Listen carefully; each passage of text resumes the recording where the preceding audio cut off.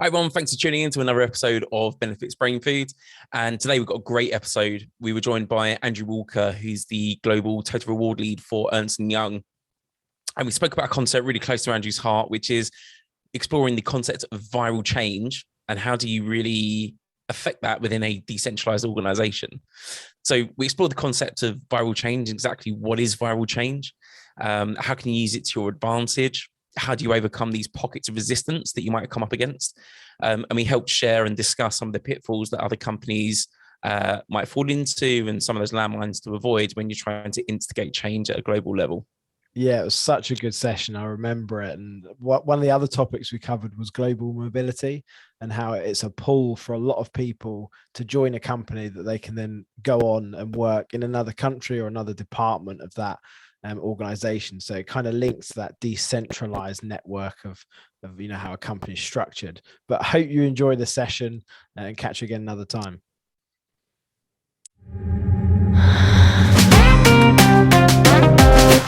So Andrew, firstly, thanks so much for joining us on the show. I appreciate you guys are pretty busy, so feel privileged, in fact, to get an hour of your time to join us. For those that are listening, can we hear a little bit more about yourself, a bit more about your background, and kind of how you found yourself into your role now?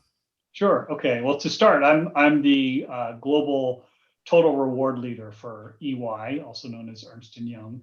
And I've been in that role for a few years now. I joined EY 5 years ago, but I was brought in to run its mobility program. And mobility and total rewards are often very adjacent, and indeed, they're adjacent, have become adjacent at EY.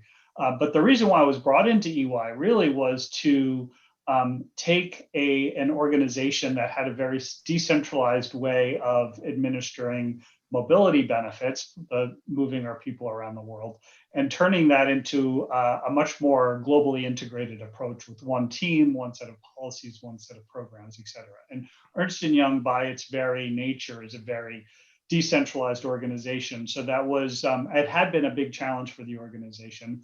But I had some experience sort of realigning, reimagining the mobility function in some other organizations. So I had a couple of cracks at it already and came in. And it frankly didn't take too terribly long to integrate that organization. The final frontier really for EY, one of them, there are a couple, but one of the bigger challenges was how do we integrate total reward, because it is so incredibly decentralized. And so since I had some success on the mobility side and I had some reward in my background previously, I was asked to step in and help the reward function. But that's now. I got into, primarily, I would say I've spent actually all of my career to some extent or other involved in employee mobility. And I got there very much by accident, was looking for a summer job for my CV. When I was in university, the only company that you're hiring summer interns was a relocation management company. And I sort of turned that into a career.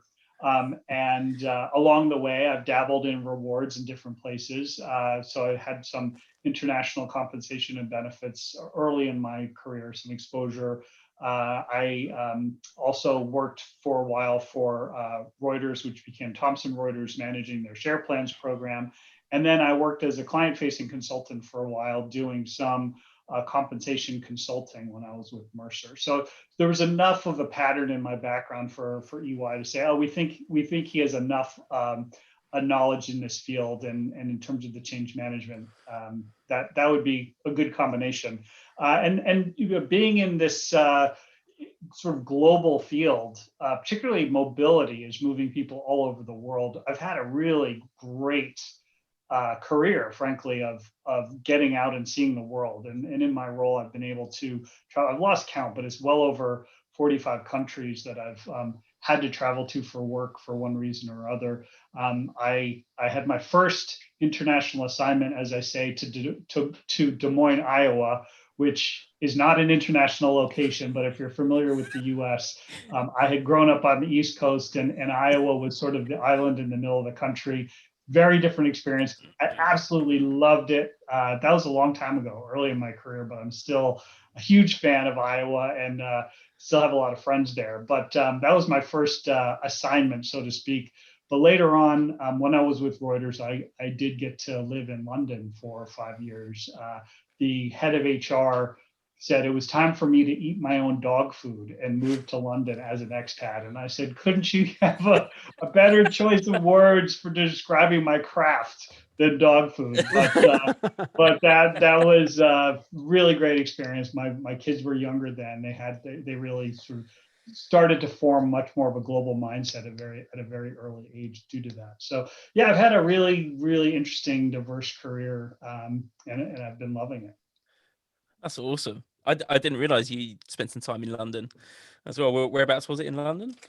Well, I worked initially on Fleet Street, and then we moved to Canary Wharf, and I lived not too far from Paddington Station in Maidaville.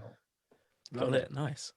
Yeah. And also, awesome. You're another person, like many of us, who somehow found ourselves in the world of HR, reward and benefits, unintentionally.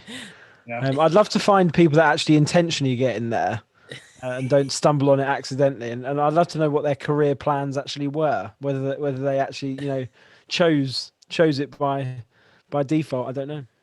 Yeah. No, I think, I've encountered more people who are getting degrees in HR and learning a lot more about compensation and benefits. I never learned any of that in university, but it is a very new phenomenon that people sort of wake up and say, I want to do that, because most people of our generation didn't. They found it.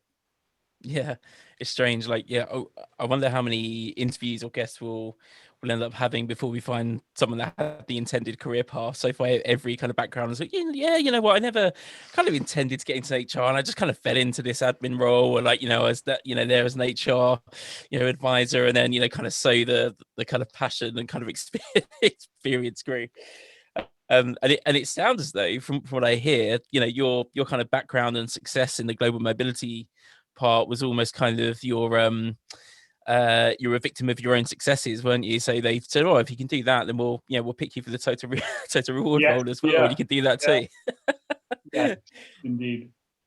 So I am still today, I'm running both mobility and total reward for EY, which again, and I'll talk more about this, I'm sure, but being a decentralized organization, so EY is a construction of member firms, so independent EY firms that all operate under the same brand. Now, we are very integrated as far as the big four go. Our competitors have the same structure. They're all independent member firms with one sort of brand name, but EY's been on this global integration journey for a long time, and so we do a lot more in a globally integrated fashion than I would say, even to this day, than our competitors. But we still are, by and large, we have very local decision makers on the ground, local approaches to solving similar problems. So by being the global head of reward at EY is not the same as being the global head of reward at a Fortune 50 organization with a very direct line through saying this is how we're going to do it, and that's executed through the broader organization. But I actually like that. I like the challenge that it presents to say we want to have a globally integrated strategy. We want to be structuring our reward in a similar way, no matter where you are in the organization, with appropriate sensitivity to local markets. But we have to do that in a very different way, a very sort of using influence and good ideas to get your idea across, as opposed to mandates, because frankly, mandates just don't work in my kind of organization. So this is what I'm quite interested to kind of get your thoughts on, because normally, when we think about kind of decentralized organizations, it might be that, they aren't separate partnerships and member firms. They are still a global multinational. It's just that there's still some local budget and autonomy and decision making that kind of sits with those local countries. So we know that multinationals are kind of trying to achieve global consistency of experience, global consistency of programs and policies. So I mean, big kind of punchy question coming out the gate, but like, how do you do that when it is decentralized? If you can't mandate something, And obviously you need that buy-in. Like, how do you get the buy-in so you do achieve the global consistency that we need, within an organization or, a brand of the size of EY? Yeah, well, I think if I had come straight in with no prior sort of change through influence experience, I would have really struggled at EY. But fortunately, the organization I came from, so I joined EY 5.5 years ago. It was a corporate, but it was a very non-traditional corporate in that it was very decentralized, and the shareholder control, it was pretty tightly held. So there wasn't this broad scope of influence on how the organization operated. And it emerged sort of very much like an affiliation of independent organizations all operating under a brand name. And this was very important to the CEO. He wanted to have decentralized decision making. He wanted to let the local leaders truly lead and make decisions. And at the same time, he recognized that was largely unsustainable. The bigger the organization got, there were greater inefficiencies. And so he started to bring in more of a corporate mindset. But he wanted to do it in a very specific way. He wasn't saying, you are going to come up with a good idea and we're going to tell everybody what to do. He said, you're going to devise a really great way of thinking and doing, and you are going to virally infect all of our organizations around the world, all of the local leaders. So they say, wow, this is a tremendous idea. I want to do this. So sort of this viral change concept, infect them with a good idea, which is so sort of a scary concept in the world of COVID, but at the time, it was just a very interesting, different way of thinking. And it was, you could not sell an idea from a strength of power. It had to be selling an idea because it was a good idea and that it was in everyone's best interest to adopt it. And so, having had that practice coming into a place like EY, where there really are very few mandates. The local partners own the local membership firms, so they have the ultimate say on how things operate. But we are trying to leverage our global scale, create efficiencies, create a much better experience for our clients, and also, of course, for our employees. And so coming in with a really good idea is important, because you have to then sell it and make sure that this is something that people want. And the CEO that I referenced at the last organization I worked for, he had another sort of unfortunate expression when he knew somebody was into your idea. He said, "You can hear the sucking sound." Like, can we say that a little differently? But he meant like they were so hungry for it, they were sucking it up. Okay. So isn't that interesting? He was an Australian guy. He had, God love the Australians. They really Australianisms. Yeah. And so, that's what we look for. We look for that engagement and that excitement. And we don't always get it, and it's not always immediate. And sometimes you have to sort of figure it out. The other thing that's really fun, frankly, and presents some challenges is each of our member firms are in different places, and we have all different kinds of markets. We have developing markets, we have very mature markets, and we have everything in between. Some places in the world, we have really, really robust total rewards programs. Our benefits are, almost mouth-watering. We have such an abundance of great things to offer our people. And then in other parts of the world, there's far less. And so we have to figure out, how do we get the really robust countries to continue to sort of engage their people in the right way and keep up the good work, but also provide sufficient incentive to the sort of emerging places, where they have far less on offer, and how do we help them build their business cases to perhaps invest more in benefits than they traditionally had in the past.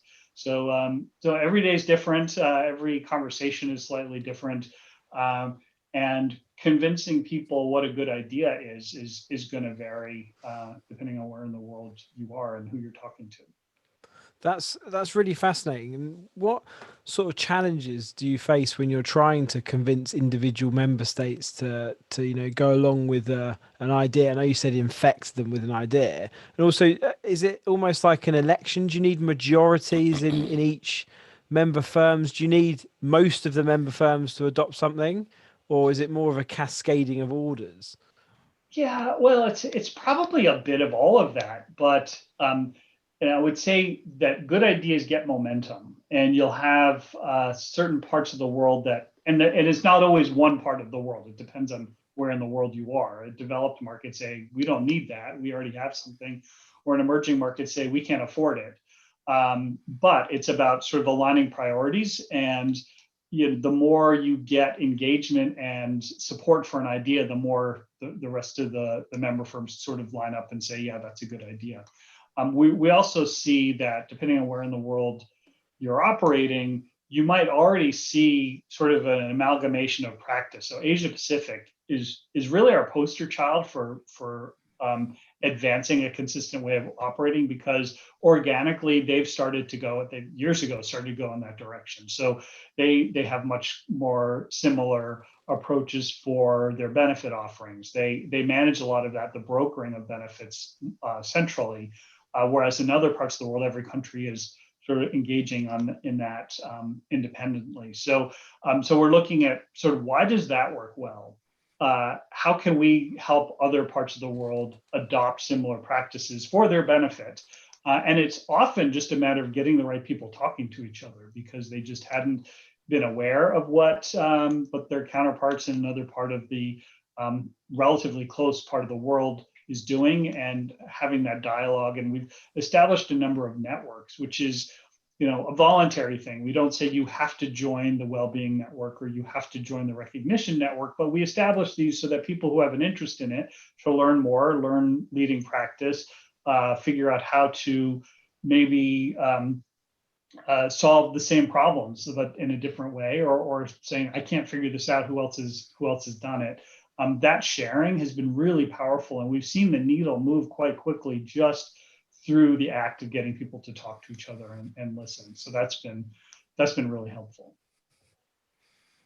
I think with the communication bit, that has to be the most helpful element, right? So when you're building these networks and you're getting people that are already enthused about an idea, or have a particular interest in a facet of well-being, or a particular, I don't know, strategic approach, it's so much easier to, as you say, to infect and to give that good idea momentum and allow it to continue if it has the networks, and we kind of make sure that we have these connections from firm to firm, or in in another multinational country to country and market to market.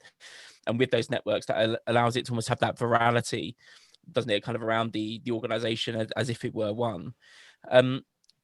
So interested to get your ideas on, like, what do you do when you meet a pocket of resistance? So, let's say everything's going really well, we're getting all of our consistency, around the board, we're getting lots of buy-in for this good idea, but for whatever reason, we've hit this pocket of resistance, and it's a bit of a pain and a thorn in our side, and we just want to kind of overcome it to, it's the final piece of the puzzle. Like, what do you do in that instance? Kind of, how do you approach it? Well, I think there's always give and take. And I learned a long time ago that you can't just be totally committed to your idea of what is right and run roughshod over everyone else. And an example I can point to, when we were formulating the globally integrated mobility function, so taking several different teams from around the world, creating one structure, we did have certain markets say, this isn't going to work for us. We like it the way it is, and I don't want you to change it. And we listened, we engaged them. We talked about what was it that they were going to miss about the way things worked. Could we tweak our design a little bit to accommodate them? And in fact, that's what we ended up doing. We made some changes that frankly worked for the better of everyone, but it was just being open and listening and partnering. And so we've seen that in the reward space. We're implementing a global HR system. you'd think that we have 300,000 staff around the world. You'd think we'd be well on our way to having one system of record for managing all our employees, but because of our decentralized approach to managing talent in the past, we had several systems. So we're integrating that into one. And we are designing how compensation is going to be managed in that system, both in terms of just as data sets, and then through a compensation module, how are we going to actually administer compensation reviews? And in the early days, there was huge tension because there were super complex, really very structured approaches adopted by some of our bigger, more mature markets. And then in some smaller markets, virtually nothing.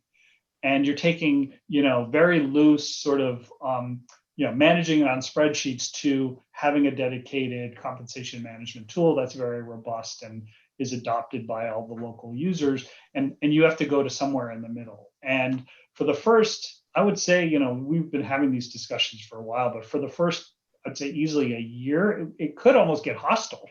Like, no, if you do that, it'll be so complicated, all of our people will just, fall over. And others saying, well, what you're offering is so dumbed down from what we do today, it couldn't possibly meet our user requirements or our stakeholder requirements.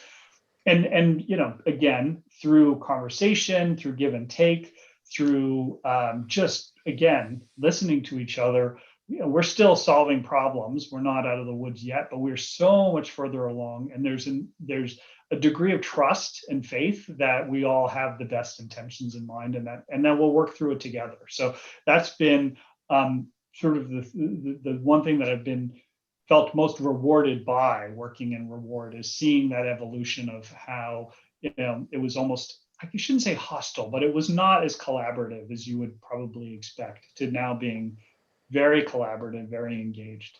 It's been good.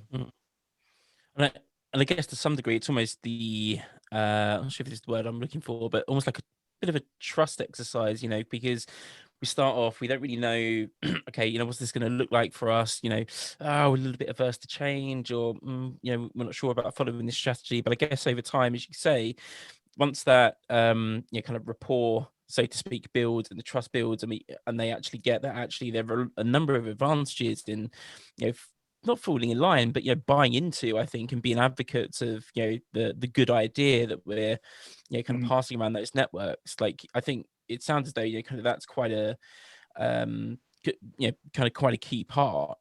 And do you find that when you're I don't know, so when you go to, I keep on using the word mandate because I'm so used to using it, but obviously I know that we can't do that right now. So like when right, we've got a good idea, okay, and we're within the global team, and okay, we've got this good idea, and actually we want to start to socialize this with a number of the member firms to kind of see what the buying is.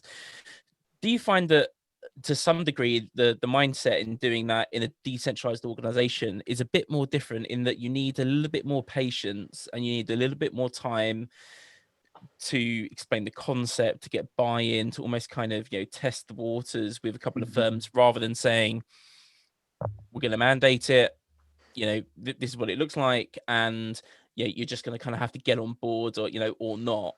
So you kind of have to have a bit more patience, I guess, in that instance. You do, but I've had experience doing both, affecting change through mandate and then affecting change through influence. And I think the total amount of time and energy to get to where you want to be is comparable. It's just different. So I mentioned I worked for Reuters, and we were doing a big organizational change there. And we went away and listened to stakeholders, and then went into a room and designed the solution, and then went back out and told them all what they were getting.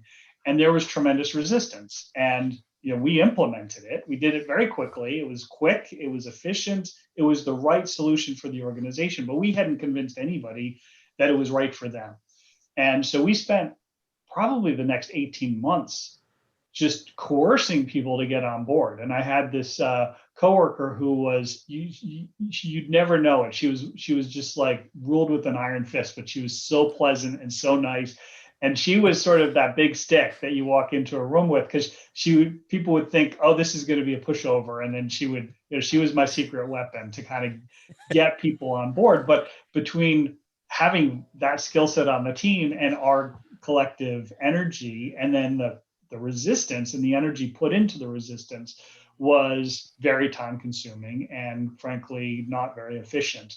We had a solution quickly, but adoption was very slow. You invert that in an organization that works through sort of consensus and influence of building. And so you do spend a lot of time talking, listening, revising, socializing up the flagpole, coming back down, sometimes going into a dead end, turning around, fixing it again. So you could spend a year and a half coming up with the right solution, but once it's done, you've already got all that buy-in. Everybody said, yeah, we know all about this. We've been consulted ad nauseum. They're part of the solutioning, so they're also committed to whether they like it or not. There is a commitment in what that end product has become because they've been involved. So the adoption, once you get there, it's a lot smoother in my experience, having done it both ways. Yeah, I've always found when you're dealing with transformation exercises like that sometimes it's a bit of a one-way street. It's not a two-way conversation. And it'd be interesting to hear your thoughts on how much of it is a two-way conversation, or is it just a listening exercise? Because I think it's important that people feel like they're contributing. But how often in your experience does it become that two-way conversation? Does that information that's coming back actually influence change? Sure. Because personally, I've had a lot of experience with consultations of change, and often those are just a one way. This is happening. Yeah. You can talk to us about it, but we're doing this, and you're going to feel like you're part of this, but you're absolutely not, because we're just doing what we've said. It's pre-decided. It's never meant to be, but it always is. How much of it do you feel you're collecting data potentially from all these member states to influence this decision? Is it case by case more, or it'd be great to get your thoughts? I would say more often than not, we really are engaging. I mean, we really are doing that active engaging and listening. And also the other thing to say is, just because I sit in global doesn't mean I have all the answers and I know the best way to do it. I don't. I rely heavily on the insight and the cumulative wisdom of all the people around the world who are coming at this with a different perspective, a different experience. And we can learn from that. So we earnestly do engage and listen to formulate a solution. That's EY. As I said, I've been in other organizations where the decision is made and you socialize the decision, but it's about implementing. It's not about trying to convince them that they're part of that solution. Like, have you ever kind of seen any companies kind of make some really kind of fundamental mistakes, either where it's centrally mandated or they've tried to do it in a decentralized way? Like, have you ever kind of seen some kind of, tips to avoid, so to speak, where organizations have tried to perhaps essentially mandate something or, have this kind of central people strategy, but it just hasn't been able to execute in the right way? Well, I think the Drucker expression, "culture eats strategy for breakfast," is I think of that expression all the time, because it is totally true. If you don't take the time to understand the culture in which you're operating and account for that culture in the way you're looking to influence change, it's going to go nowhere. And I have been in my past in parts of organizations where I can think of one in particular. The organization brought in a very senior executive who did not grow up in that organization, with a very distinct culture, and said, we need to change the way we work. And he had a grand plan that was influenced by his experience in other organizations. And he sold it on the basis of the savings. Frankly, he was going to save multi-millions for the organization if we made a number of pretty significant changes. And so leadership said, yes, we love it. Look at what it's going to do to our bottom line. Let's run with it. And it was implemented. And in this instance, it was sort of outsourcing a lot. And I think outsourcing is great and phenomenal and makes a lot of sense if it's done in the right way. But this was more about, let's just get rid of a bunch of people and have somebody else do the work. But they hadn't implemented the work in a way that was sympathetic to that very strong culture. And the needs of the employees were not being met through this outsourcing arrangement. And it wasn't the outsourced provider's fault. They, came to an agreement expecting that each transaction was going to take so much time, but the handholding that was expected of the people that worked in this organization was so great, they couldn't actually meet the demand of the people. And so that in that situation, they ended up pulling the plug on. They had done several different relationships with different organizations for pieces of the HR process. And they ended up bringing it all back in-house. And not only did they bring it all back in-house, they ended up hiring back more people than they had exited at the front end of the project. So by my definition, that was a complete failure, that activity. It was a good idea, but it wasn't measured. It wasn't done in the context of the organization's requirements and needs. And you can get into real trouble if you do that. Mm. And I think with a lot of companies approaching change now, I totally agree that you kind of have to approach those kind of change and transformation strategies with sympathy towards the culture, right? And understanding what it is you could potentially be disturbing, that you could otherwise have this kind of negative ripple effect through almost this kind of countercultural, being the I guess the unintended pun, but this kind of unintentional negative wave that kind of gets sent through the business if that culture is disturbed. And a lot of the conversations that Jack and I have had, like around culture recently, around the fact that culture is something that always exists. It's just you're on this kind of scale of cultural health, and the cultural health is aligned to whether or not it's driving your business in the right direction, or whether or not it's causing potential friction or kind of negativity, right? So, and culture is easier to build, I would assume, and this is kind of what I want to get your thoughts on, in a organization where you do have more of this kind of central focus. It is operated as one single entity, so to speak, rather than having a network of kind of member firms that have all of this kind of autonomy, but do buy into a shared strategy or a shared vision. So, like, how do you at EY or other companies you've worked in, like, how do you create that culture and create good cultural health, like in a decentralized environment? I think that's a great question, but it all comes down to values and understanding what the broad organization values are, where it places the employee value proposition in its broader sort of existence, and what is the purpose of the organization, and does that purpose engage your people in a culturally positive way or not? And EY, one of the things that's so amazing about this organization is its sense of purpose and how it drives that purpose through everything that we do as an organization, and how we design the employee experience, whether that's recruiting experience, onboarding experience, compensation review process, development, leadership models, all are really tied to our values as an organization. And so if that's clear and shared, which it is, we are, for everything I said about being decentralized, sort of independently operated, we have very, very strong values that are shared around the world. And that does give you license to sort of have an understanding of what it is that you're trying to accomplish, and how can you do that in a really effective, meaningful way that will stick. That's not to say that the answer's the same answer for every part of the world. And without naming specific locations, we often have discussions about, on the compensation side, where do we want to be? Do we want to be the market medium player? Do we want to be a little ahead of that?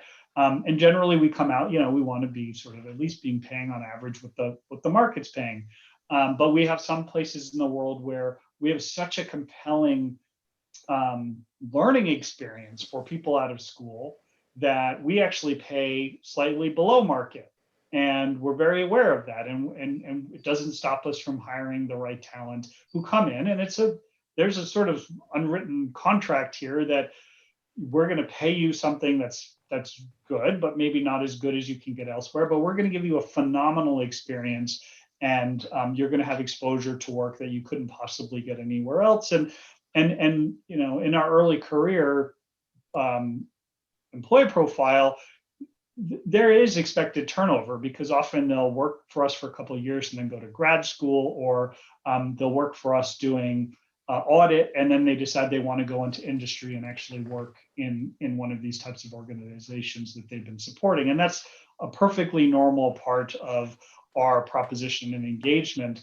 And so there is really good value for somebody who says, I'm going to work for 2 or 3 years at EY, get as much as I can out of it, and go somewhere else. So we have these conversations about, well, how do we feel about them paying below market? And is that the right answer? And I'm not convinced that it is the right answer if you think about our global approach. But in that small scenario, it's understandable. It's like, why would you sort of force a country to pay more than they had to, or potentially even more than they can afford, depending on where in the world they are? And so you have to flex that way. But the key thing is we're looking at that total experience. What is the value that we're delivering? What is the experience that we can create for the people that work at EY? And I'm going to quickly jump in because I know that Jack is going to have a number of questions on that, as I know that that's a topic that we're both incredibly passionate about, around the experience, the value proposition, the total package. You know, what's the emotional salary of the role? You know, what is it I get? You know, when we kind of look at I can't remember whether when you and I met in New York, Andrew, we kind of went through this model that we use where we think about this kind of pyramid, and at the bottom we've got the the contractual benefits and the salary, you know, basic kind of key insurances that they help to compete, but they're quite commoditized. You know, they could be bought, and that's kind of where you buy talent in. And then you've kind of got this second layer where it's more kind of experiential, and it's about well-being, it's about career, it's about progression, and that's kind of where you can like foster, you know, talent from within the business and grow the talent, I guess, rather than buying it. And then obviously at the top, that's when you kind of have this mission and purpose, kind of nirvana state that, you know, companies are kind of aspiring to, because employees are far more sticky. We get that you know, volume of discretionary effort, you know, and people are buying into kind of what you're doing. So, you know, therefore the monetary value becomes less important, and the role is far less more commoditized, kind of in that respect. And what I was really interested in, and keen to kind of delve a little deeper now, is this kind of employee value proposition piece. And I thought it was quite interesting around you saying, look, you know, we don't need to pay like above market, or, you know, salaries beyond what employees are expecting. And I think that is because EY do have such a high brand equity, and employees understand that with EY on their CV and the learning and, you know, the experience that they're going to get, that is part of the total value proposition, right? And like, did you ever kind of intend to kind of make that play? Like, is that actually a quantified component of your employee value proposition, or was that something that's just kind of naturally, you know, kind of evolved over time? Yeah, it's a great question. And I would say, I suspect, because it predates my time at EY, but I suspect it evolved. It wasn't, you know, oh, we have to pivot and change the way we engage. I think it was just rooted again in our values as an organization and the types of experiences we wanted to provide to our people. We take great pride in our, you know, these surveys that talk about the most favorite employer or the best places to work. We celebrate that, and we're usually near the top of the list, if not at the top. And that's because, you know, we care about how our people feel when they work here, and are they feeling supported, and are we looking after them as a whole person? And, you know, we've touched on well-being a few times, but well-being as an offering has become huge at EY. And, you know, if you look at sort of industry practice, the value of a benefits program is often measured not by the impact of those benefits, but by the cost to deliver that benefit per employee. So very sort of numeric driven. And that's traditional benefits, which tend to be more of they've become more of a hygiene thing. So do you have medical insurance? Do you have life insurance? The things that everyone takes for granted that you would have, and that's a traditional benefit. They all have a place actually in a well-being portfolio, but I look at those as being a reactive, if you need it, it's their benefit, as opposed to, let's think about ways to engage our people differently. So we are supporting them as whole people. So we have in our well-being program, you know, we have financial well-being programs and benefits and services and information and access to resources. We have emotional/mental well-being, depending on where in the world you are. You might use emotional or you might use mental, but it's really looking after our emotional and mental well-being and offering a whole array of support for our people proactively. So don't wait for there to be an issue to address it, but let's provide a set of benefits that prevent those, the need to go get medical treatment or have some other type of intervention. And so we've been really amping up our game in the well-being camp. And again, some parts of EY, some places in the world have very established, very robust well-being programs, and others less so. But we're really focusing on, where are we? So are you sort of lagging or leading in terms of your local practices? Help you understand what's being offered in your location versus other locations, help you build the business case to ramp that up over time or to celebrate what you're doing well. And that sort of really reflects the broader EY purpose and our engagement and our value proposition is we really do look for more creative ways to support our people, not just through paying them well and giving them sort of your security type benefits, but much more holistic approach. Yeah, I mean, you have me hook, line, and sinker with all of that. I think I could see you in your seat, kind of. yeah, and I just want to talk so much about it because, like going back to the beginning, like culture is such a big word, and businesses get so hung up on telling people what the culture is rather than letting it evolve. And obviously, when you've got member firms that all have some form of individuality, they want to take direction, but they also want to contribute to that culture and say, well, actually, this is what we're about. We will absolutely take your lead when it comes to this is the development plan, or this is how things should be done with onboarding, or this is a brand name and we're operating under that. Obviously, you need that individuality within it. And I'm not a big fan of a lot of the terms we have in the industry in terms of HR and reward around, cliches, but EVP for me certainly should be more about the individual. It should be more of an IVP, because a lot of those EVP models I see don't talk about the person. And you also said employee experience. I'm so passionate and believe that if someone gets something whilst working at a company, that if they left that company they would lose, then it's a benefit. It's part of the experience, and it could be anything. It could be part of the recruitment, the onboarding, their own development, the values, an office environment. It could be an individual part of well-being that they have decided to take because they might not appreciate the other parts of it, or they might not want the other parts of it. But there's so many things that is kicking off in my mind. You also said hygiene factor, that and I always think that if you're not talking to your friends and family about a benefit or a policy, then how interested are you in it? Yes, it's important. We all want our 401k or our pension scheme, but we expect that. So if you don't offer it, it's a negative thing. If you do offer it, then great, we move on to the next thing. What can a differentiator be in that space? But I also think, kicking on to well-being, I also think it's massively important to break it down into those different areas. Because well-being means different things to different people, and throughout their life they'll have different priorities. But the question I actually want to ask you is around mobility as a benefit. How often is that card played in an organization as scalable as your own, where you have member firms all over the world and you have the ability to potentially parachute somebody in if they want to? Do you use that as a benefit to say, well, look, you might be with us, you might be with us for a couple of years, but you've got the opportunity to work anywhere else in the world? And we know that the vast majority of people join EY from our own internal sort of listening.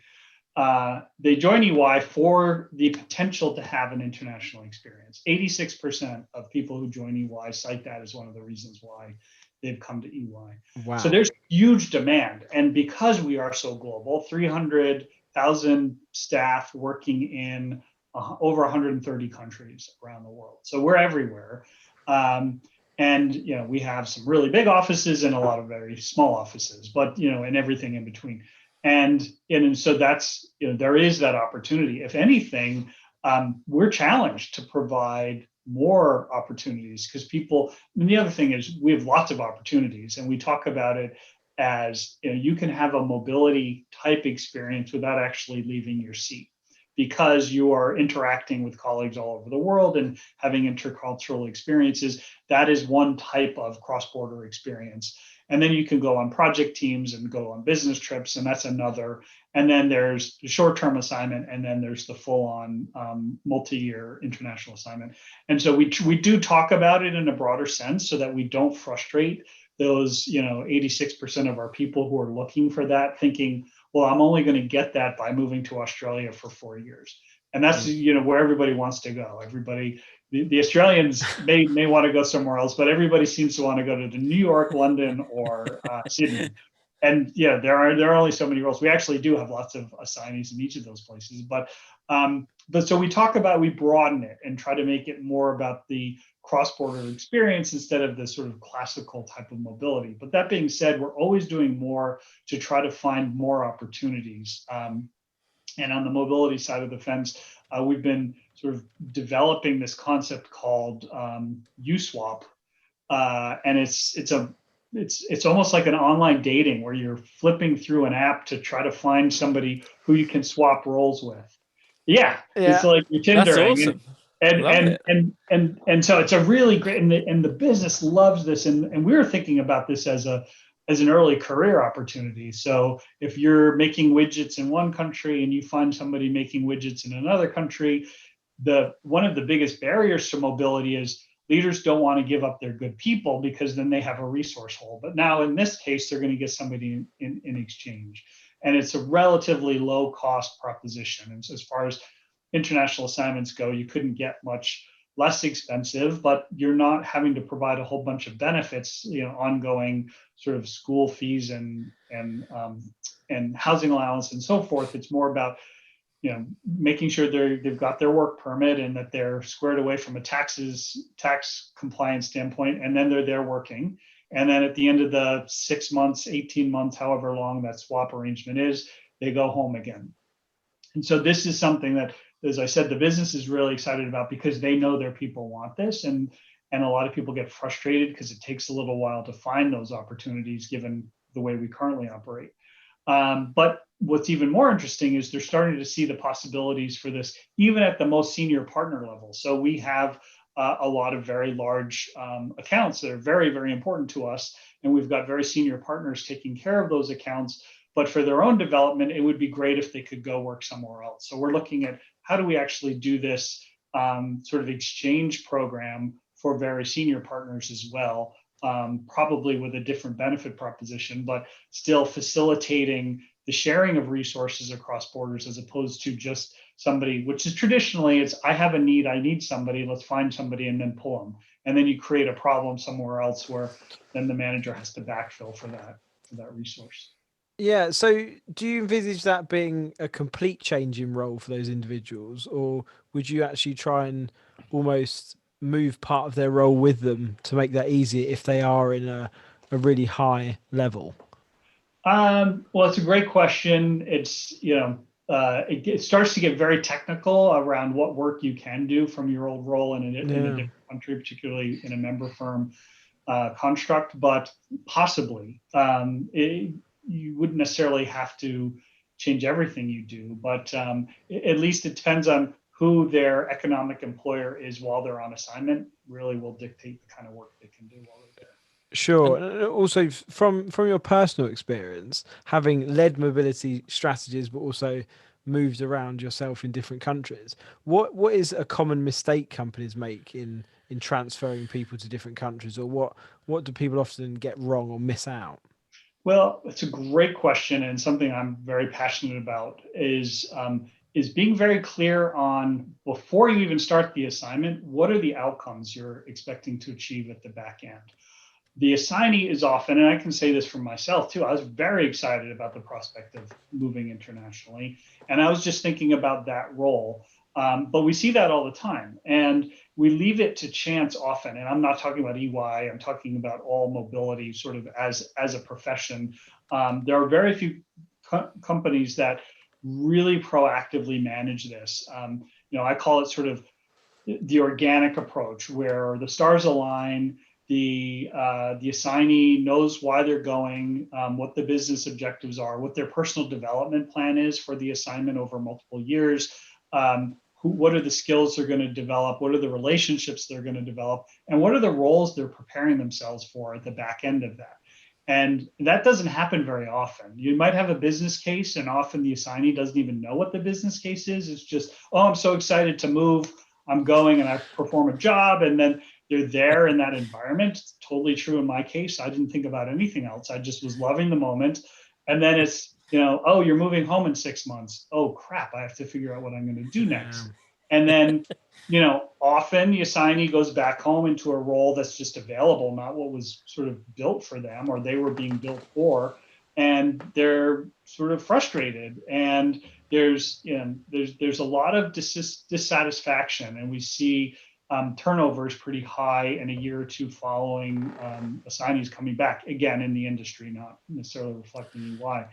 And so I think that's a mistake. And so one thing we're doing is trying to be much more prescriptive rather than leave it to chance to organically happen. We're saying, what are the characteristics of a really successful assignment? And how do we design a framework to ensure that the conversations that need to take place do take place, and that the out of sight, out of mind concept, which is very common with expatriate management, the assignees in the new country, the home country forgets all about them.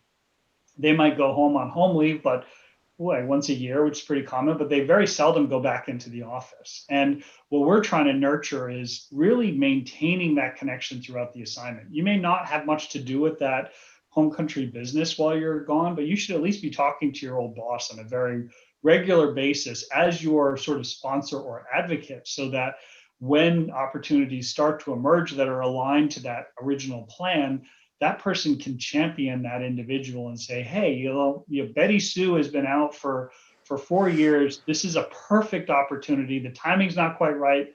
Either let's bring her back early or let's hold the spot a little longer. But then you're matching it up and allowing that person to take advantage of all those experiences, all the learnings, all the growth they've had, and apply it in a new role, which, again, I think most organizations sort of think about that as being important, but haven't designed a prescriptive plan to give it a fighting chance more often than not. So a couple of questions that we always kind of like to ask our guest, Andrew, is they can be quite insightful. Is what's the kind of one mistake that I guess you've kind of made throughout your career that you think kind of others could potentially learn from? Oh gosh, I've made a lot of mistakes. I think there are a couple. I have turned down opportunities because they didn't at the time seem like they were taking me in the right direction. So I'm thinking of one specific scenario where I was offered a role. It looked smaller than the role I was in, but it was very different. And I said, you know what, I don't think this is right for me, because where I want to take my career, I wanted to keep going up. In hindsight, I wish I had been much more open-minded. I think people generally are, certainly as we talk about career progression now. Certainly at EY, it's much more about sort of moving around and side to side and maybe even backwards, so you can take 2 steps forward later. But I was not open to that at all. And I think I would have gotten so much out of that. I mean, I don't have any regrets about where I am now, but I think, could I be even further in my career had I done some different things? So that's the first piece of advice, is just be open to opportunities and don't look at just what's in front of you, but where it could potentially take you. And with that, I've sort of mentored, or loosely use that term. They might not think of it as mentoring, but I've managed a lot of people in my career.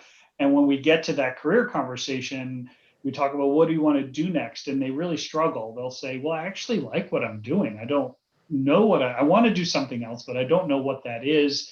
And I'm pretty happy where I am. And so I flip it and say, well, think about when you're at the end of your career and you want to, on your last day of work ever, you're going out on retirement, you're turning out the light and you're shutting your door. What is that job that you're leaving? So what is your aspirational career finale position? And then they'll start to come up with, oh, I want to do this, I want to do that, I want to, be the head of HR or head of reward or whatever it is. And then you think, okay, well, or something completely different, completely different. And then you say, okay, if that's where you want to go, let's step backwards. What kinds of things do you need to do to help you get there? And so, aligned to what I was saying first, I didn't really have a clear sense of where I wanted to end up. It was just, I knew sort of the direction I wanted to go. And this one opportunity was not aligned to sort of directionally where I thought I wanted to go, but it potentially could have taken me to where I wanted to end up. So, very long-winded answer, but that's probably the biggest piece of advice. So true though, isn't it? Brilliant. Yeah, and Really having the open refreshing. mind and yeah, exactly. And so I guess as part of that, you have had quite an extensive career, and you have held quite a few kind of high profile roles in organizations. So the kind of final wrap up question while we have time is, what's been the most kind of successful kind of project or strategy or idea or innovation that you've implemented that you think kind of others could potentially learn from too? Well, I think sometimes when you get into something new without a lot of experience, you can ask the sort of dumb questions. And certainly as I came back into reward at EY, I was apologizing for the question I was going to ask all the time. And my team finally said, stop apologizing. You're actually asking really good questions that we wouldn't have thought to ask. But it makes me think of when I was at Reuters and I was responsible for share plans, and we were being acquired by Thomson, and we had to roll up our share plans and actually cash them all out. And nobody in the organization had any experience doing that before. And I was relatively new to the role. I'd been in the position for a few years, in addition to working in mobility. And I was listening to experts tell us, well, this is how you do it. So you have to publish these massive documents and mail them out to everyone, and a certain protocol for how this is all done. And I just kept saying, why? Like, why do you have to do that? And we had the first ever cessation of a share plan that was all virtual. There was no published. We gave people the option to request a published document if they wanted it. Not a single person asked for it. We did online modeling, so people could play with infinite scenarios to determine if the ultimate share price ends up at this, and I choose a specific tax treatment or payout option, what does that look like to my situation? And it worked really, really well. We designed it ourselves, but worked with an external partner to sort of bring it to life. And it was hugely successful. We didn't have any issues at all. We delivered tremendous value to our employees who were participating. And the thing that I loved about it, there were two moments. One, I had to get pulled into the CEO's office and the COO's were meeting, and they pulled me in and they wanted me to give them a high-level overview. And I just explained it in everyday language. And the COO looked at me, he's like, first time I ever heard this expression, wow, you're really cogent. It's like, okay, I got to figure out how I can work that in. But it was kind of like, okay, cool. As a compliment, right? Yeah, right. I think that was a compliment. I took it as a compliment.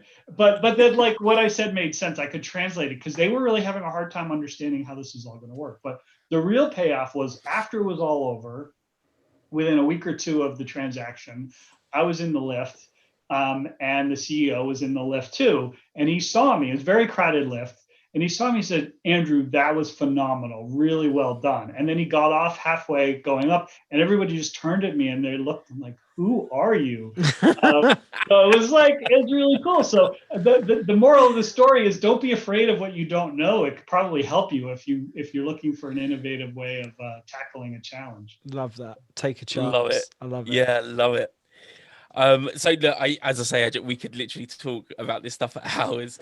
But we're out of time for today. So I'm just wanted to very genuinely thank you for kind of joining us on the show and taking the time to kind of share some of those experiences. And I think like all of the stuff that we've covered today around the the value propositions and the the kind of decentralized approaches and the the culture topics, the mobility. I think there's so much value in all of those kind of tips that you've shared. So just like to say thank you very, very much, and hopefully we can do another show soon.